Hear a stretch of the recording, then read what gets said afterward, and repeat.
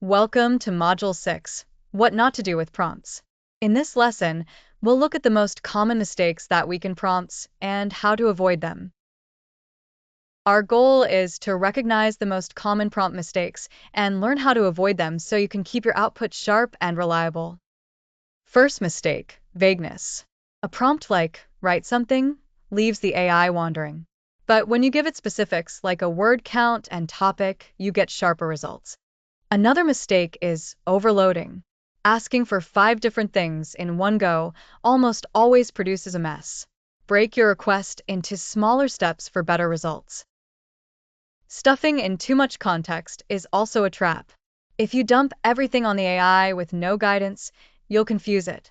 Highlight the key details instead. A big mistake is expecting perfection in one go.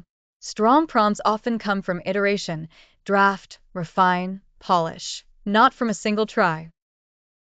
To recap, avoid vague prompts, overloaded requests, and stuffing in irrelevant detail.